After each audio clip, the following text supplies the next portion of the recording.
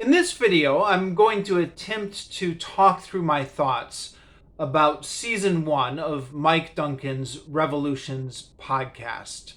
Season 1 being the English Revolution.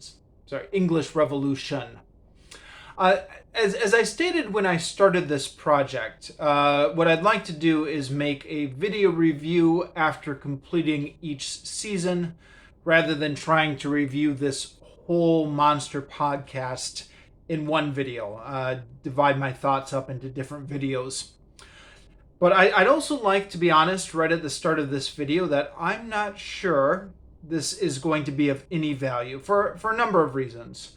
One, I always feel a little bit ambivalent about reviewing podcasts. I mean, I do it because I try to review everything I read, watch, or listen to, just for my own self-indulgence.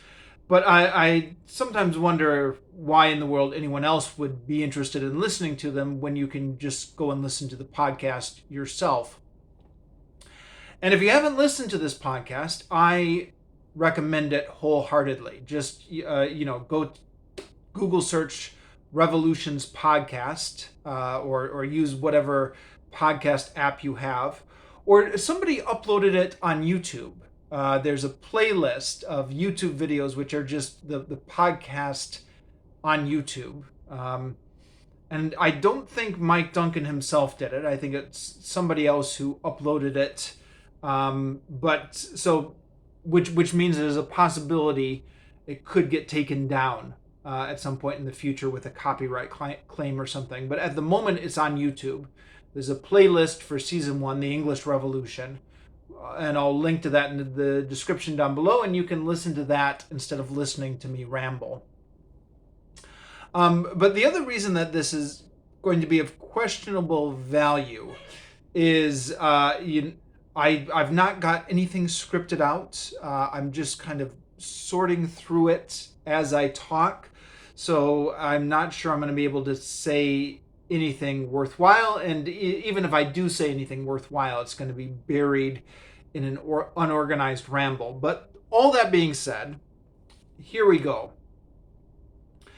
So the English Revolution is perhaps more commonly known as the English Civil War. And in fact, Mike Duncan himself has some ambivalence about including this in his Revolutions podcast, or perhaps maybe ambivalence isn't the right word. He's a little bit preemptively defensive about it. In the introductory episode, which actually isn't part of Season 1, it's episode 0.0, he talks about some of the ambiguity or some of the gray areas surrounding what is a revolution and what's not, and why it's very difficult to define. But then he says he's going to go ahead and include this under the title of the English Revolution, while acknowledging that name is problematic for a number of reasons. I believe in his words, not least of which because it also includes Scotland and Ireland. And I certainly know from my time living abroad and interacting with people from Ireland, Scotland, and Wales that they get very prickly about the difference between England and Scotland and Wales. And they do not like it when Americans tend to lump them all together as England. So Mike Duncan was wise to preemptively make that apology. I suspect he may have gotten angry emails about it regardless. But whatever. The English Revolution that Mike Duncan is covering in this podcast is, again, what was also known as the English Civil War. This is between King Charles I and his Parliament, which ends up with King Charles being beheaded and a Republican government being instituted or attempting to being instituted in England under the leadership of Oliver Cromwell. I mention that because there is another period in English history called the Glorious Revolution, which happens a generation later. And the Glorious Revolution is perhaps more well known to Americans, or at least Americans recognize the name. It was less revolutionary in one sense. It was simply substituting in one monarch for another. But it came with it, I believe, a package of reforms on the Institute of Monarchy that have stuck. Whereas in the English Civil War, or the other English Revolution, the Republican gains did not stick. I think some of the I think Mike Duncan makes a point at the end that the issue of Parliament being needed to approve taxation, which was already precedent, but he said that was very firmly established after this English Civil War. But I think most of the big gains came in what was known as the Glorious Revolution. And when was the Glorious Revolution? I forget. But a generation after the Civil War. I'd be interested in other people's experience about this, particularly other Americans, because I found this whole English Civil War period fascinating precisely because I learned nothing about it in my schooling, nothing about it in, world history class, nothing about it in high school, nothing about it in university, and I even studied history as my major. And maybe that's on me. Maybe I should have been reading up more, but certainly nothing about it in my classes, and didn't really figure it out until I was in my 20s, and was hearing bits and pieces of it and other history stuff I was reading, and eventually got curious and started researching it myself. And it's interesting maybe to us Americans, because in the American education, I think we are often taught that the American Revolution in 1776 was the first experiment in democracy or republican government since classical times. Since the Athens and republican Rome, and then there's this long period. And then finally, these Republican and democratic ideals came back in 1776. I was certainly under that impression well into my 20s. And I think this is explicitly stated quite often in American schools. Now, I've realized since then that there were city-state republics in Italy, that the Netherlands was under some sort of quasi-republican government. So those are exceptions right there. But then the English experiments with republicanism. And another book I read and talked about on this channel, Monarchy by David Starkey. And the audiobook which I listened to had an accompanying CD, which included an interview with David Starkey, and he was talking about various things, and he talked about this, and he said, people often forget that it was the English, not the French, not the Americans, who were the first to execute the king, declare monarchy illegal, abolish the monarchy, and established a constitutional republican government. And this is just something that's just so overlooked. I mean, history nerds know about it, but I think most Americans don't know about it, or I don't know. Let me know what your experience is with this if you're an American in the comments. And also, I guess if you're British, because my impression talking with British friends is that because there's just so much history to cover in Britain, they only cover, bits and pieces of it, like Queen Elizabeth, the Industrial Revolution, and World War II or something. They only cover certain areas of their history, is the impression I get. Yeah, look at this. I'm 10 minutes in, and I've just been babbling about my own thoughts and haven't even gotten to the reviewing Mike Duncan's actual podcast. Okay, well, you've been warned, huh? This is going to be my usual long-winded, rambling reviews. So, yeah, I attempted to research this a little bit when I was in my 20s and early 30s, and I did not read as widely as I wish I would have, which is going to be a common theme throughout all these subjects.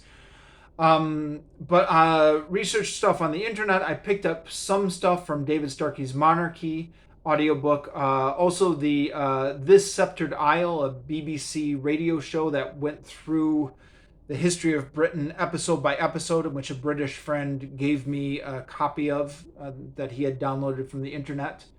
I read, I think I only read one physical book on it that was nonfiction, which is Freeborn John, a biography of John Lilbourne by Pauline Gregg, I think was the author. I didn't write it down before I turned on the camera, unfortunately.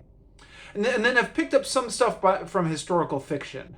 So, for example, the Three Musketeers series actually takes place against the background of this period.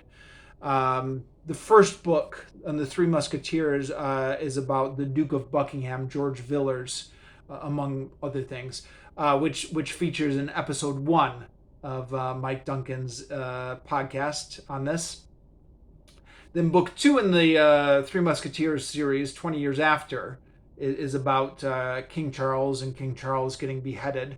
And then book 3 is about Monk and Lambert and the Restoration, stuff that takes place at the end of Mike Duncan's series on this. And then picked up stuff from Wikipedia and dramas and stuff like that. The Devil's Whore, which I think is British drama, maybe a BBC one or something like that, about the Levelers. So yeah, I give that all by way of my background, and I'll put on my blog, which I'll link down below, by the full bibliography of all the stuff I've read and listened to that connect with this, excluding, of course, all the hours wasted on Wikipedia.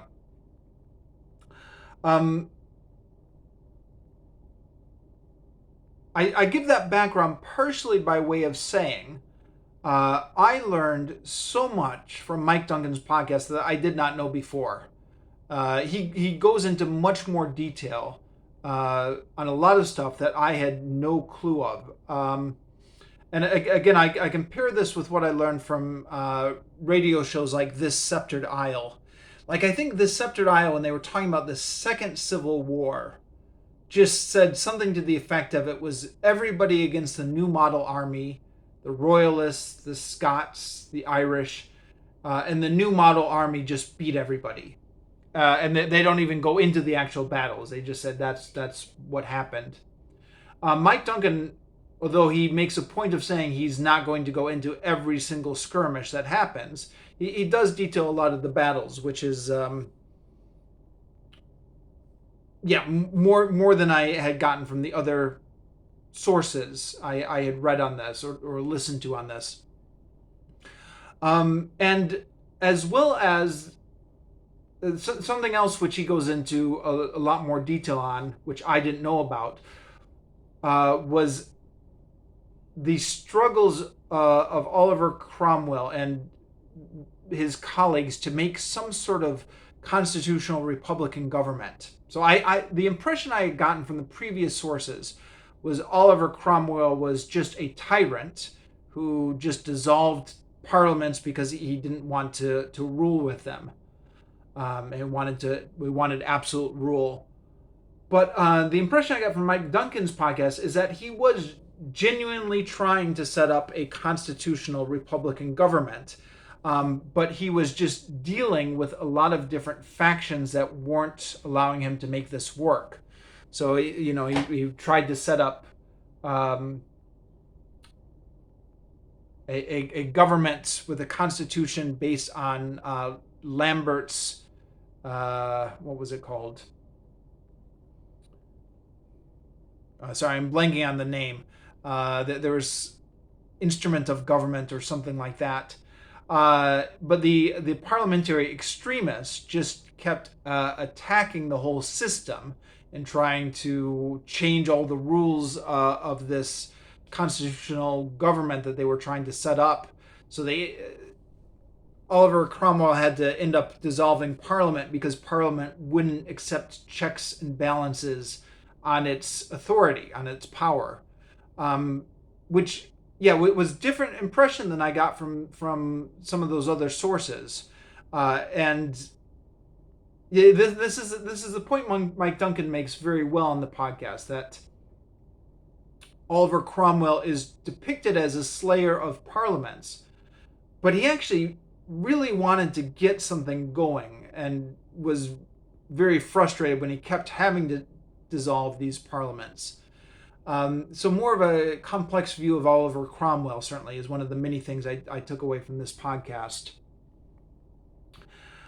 It's how long is it? I think it's 16 episodes long. I read, I think on Wikipedia, that when Mike Duncan was starting up this Revolutions podcast, the original idea was to do 12 to 15 episodes per revolution. And then he just gave that up by the time he got to the French Revolution. And even with the English Revolution, I think he's a couple episodes over his self-imposed limit. And then he's got supplemental episodes that he sticks in there, one on the War on Christmas, which, is interesting to see that the War on Christmas goes all the way back to the Puritans. They had different reasons to objecting to it. And one on Edward Hyde and one on John Lilburne and the Diggers.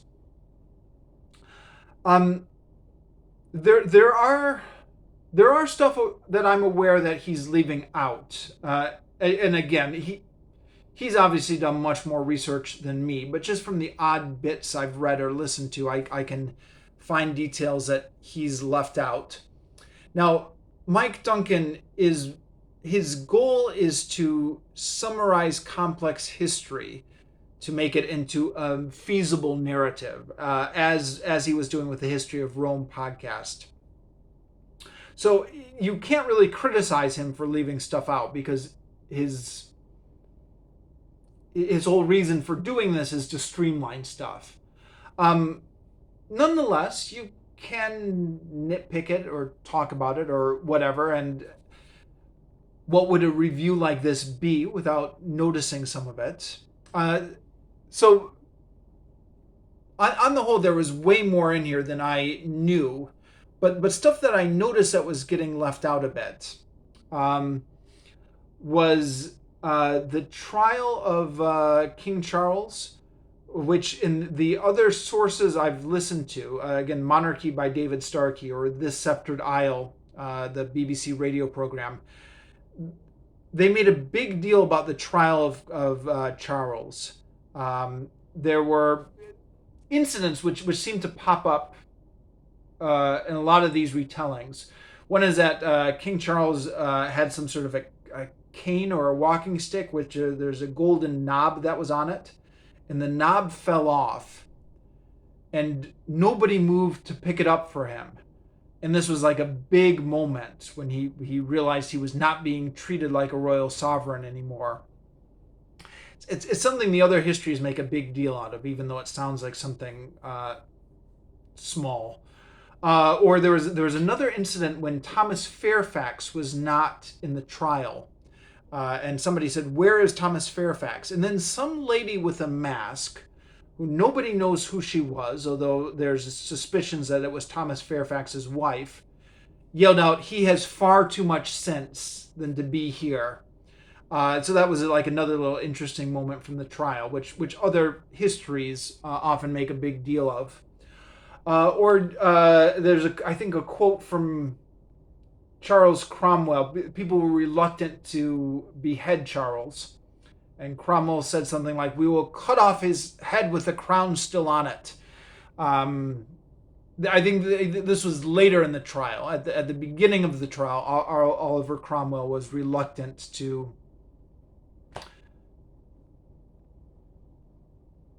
to kill Charles, but later in the trial they all got fed up with him. And then I think in David Starkey's Monarchy, or maybe it was the Sceptred Isle, or maybe it was both, that they mentioned Cromwell as having to do so much persuading behind the scenes to get all the regicides to sign their names to King Charles's death warrant. So that's one area where other histories have made a much bigger deal of that trial, and Mike Duncan goes through that trial very quickly.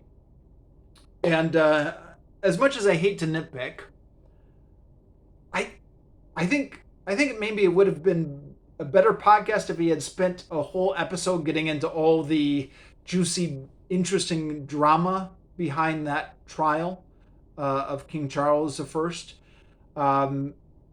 I suspect he was just trying to get through a lot of material because he had this self-imposed restriction of only 15 episodes. The other thing, the Levelers is one of my pet interests because it's one of the touchstones of radical history before the French Revolution. Is the Levelers and the Diggers. Now, the Diggers, I don't think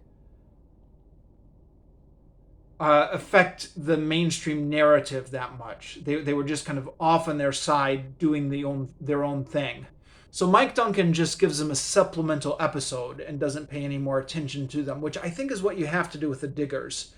The Levelers he could have gotten into more, but again, I understand his reluctance to do that because he's trying to juggle everything else and he's trying to streamline this in only 15 episodes. So fair enough. The only thing I think was maybe dropping the ball a little bit was Thomas Rainsborough, who was one of the famous Levelers.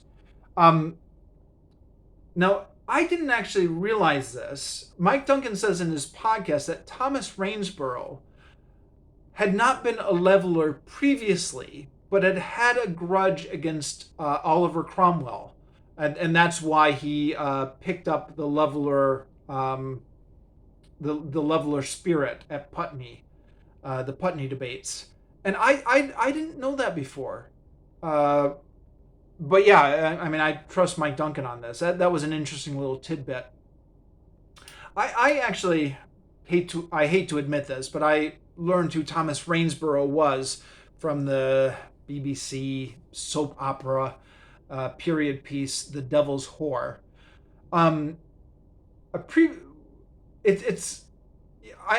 living out in Asia. I'm teaching English here in Vietnam, so it's a bit difficult for me to get books on, especially on kind of obscure subjects like that.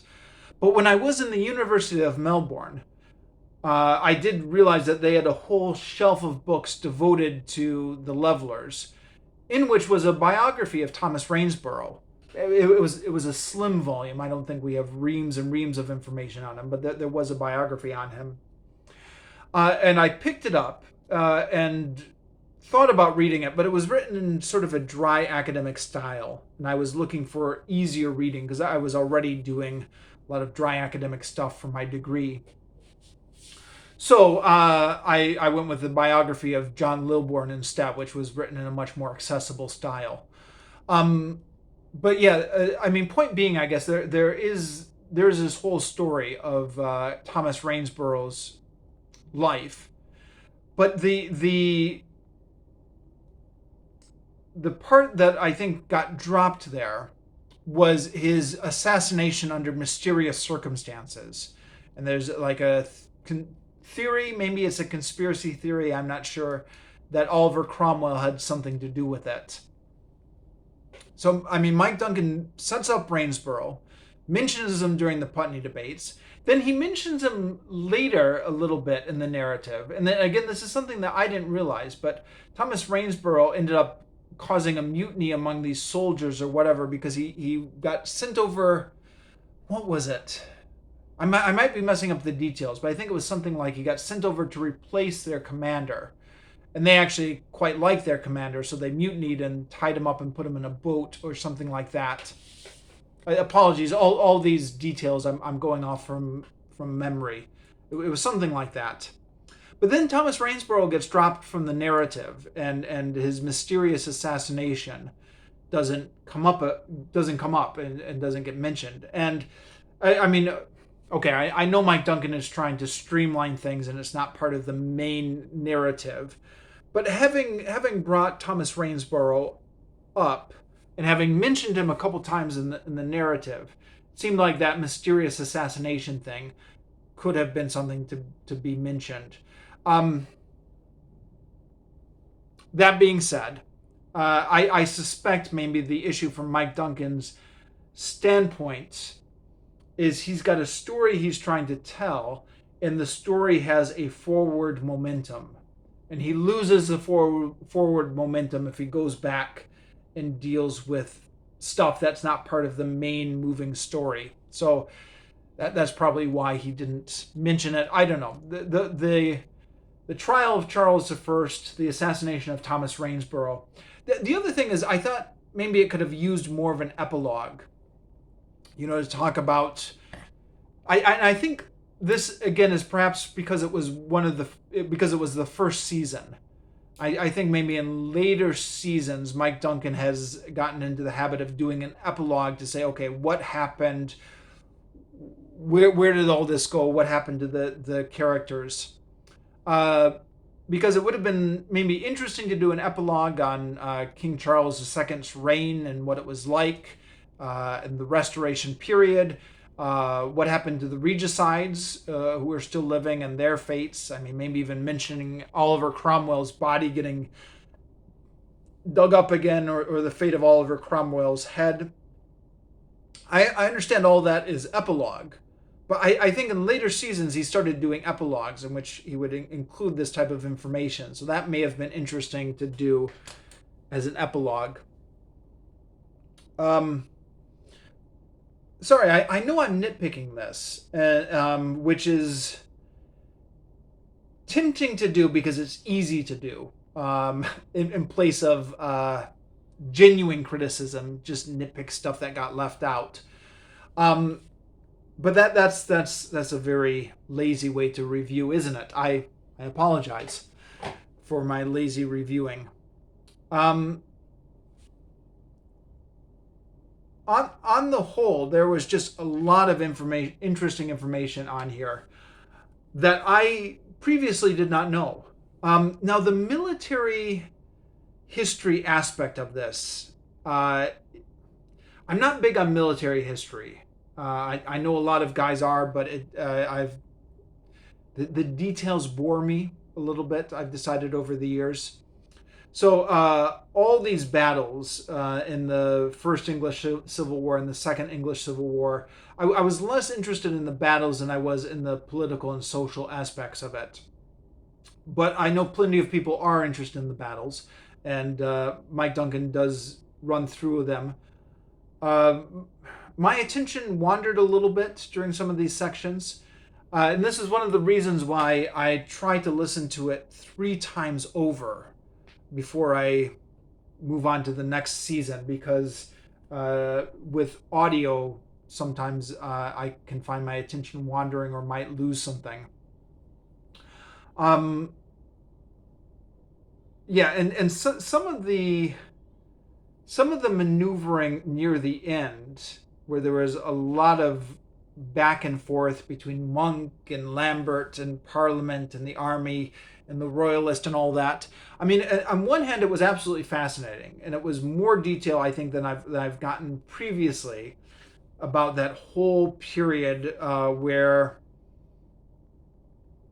the Republican experiment breaks down and then they bring back the monarchy. It was something that took me a few times listening through to fully absorb. And I think Mike Duncan realizes he's making information dense podcasts. He says right in the first episode, says something like, "Okay, you're probably going to have to listen to this a few times over again." But yeah, his narrative is very engaging, and his humor is good. There was a couple moments I thought that the humor was really good. He was talking about how Prince Rupert, for the rest of his life, was carrying around the orders in his pockets in case anyone wanted to give him crap about what happened in the battle. And then another running joke is what's the guy's name? Joyce Hunter? Is that the guy's name? Who King Charles is asking for where his writ of authority, and he just gestures to the soldiers behind him and says, "Here is my writ of authority."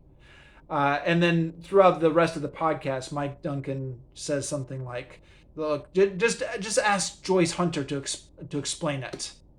Was the name Joyce Hunter, or was it Carol Joyce, or something with a Joyce in it? So those kind of running jokes, which is very typical of the Mike Duncan humor, I quite enjoyed. And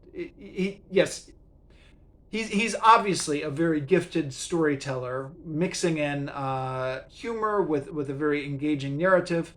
And I was so glad I was listening to this podcast. I mean, it was just the perfect thing to listen to. I'm really looking forward to continuing on with the other seasons after having thoroughly enjoyed this one. So, I think I'm going to stop rambling here.